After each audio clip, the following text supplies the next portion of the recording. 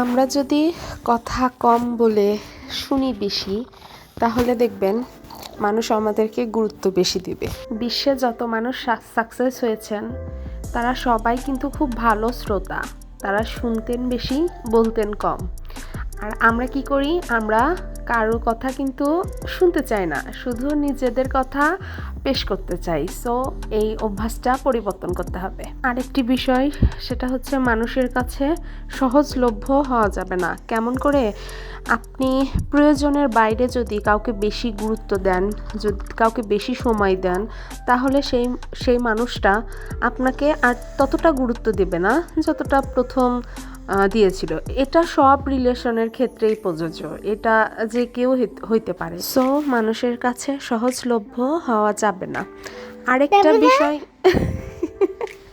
এবং আরেকটা বিষয় হচ্ছে সব সময় হাসি মুখে কথা বলতে শিখুন। আপনার হাসি মুখ দেখলে আপনার ভিতরে যে পজিটিভিটি আছে সেটা কিন্তু মানে বহিঃপ্রকাশ আর কি, আপনার হাসি মুখ। সো মানুষের প্রশংসা করতে শিখুন, মানুষকে অ্যাপ্রিসিয়েট করতে শিখুন। এই তো, তাহলে দেখবেন মানুষ আপনাকে গুরুত্ব দেবে।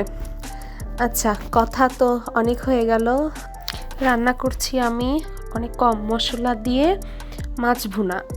আসলে আমার এই রকম খেতে ভালো লাগে, আমি তাই একটু মাছটা ভেজে নিলাম।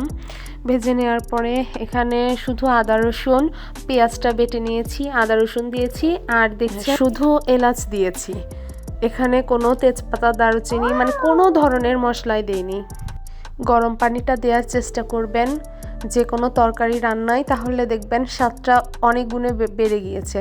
সো গরম পানি দেওয়ার পর এই যে বলকিয়ে উঠলে তারপরে আমি মাছগুলো দিয়ে দিলাম। মাছগুলো দিয়ে একটু ঢেকে দিলেই হয়ে যাবে। সো আমি একটু পাতলা ঝোল খেতে চাচ্ছি, তাই এখানে পানিটা একটু বেশি রাখবো। আর কেউ কম ঝোল পছন্দ করলে অবশ্যই পানিটা আর একটু কমিয়ে ফেলবেন। তারপরে ফুটিয়ে নিলেই খাবার রেডি, রান্না রেডি। তারপরে যে তেল উঠে এসেছে, মানে আমার রান্না ডান। সো এই যে ক্লিপ নিয়ে নিচ্ছি। ওকে, আল্লাহ হাফেজ।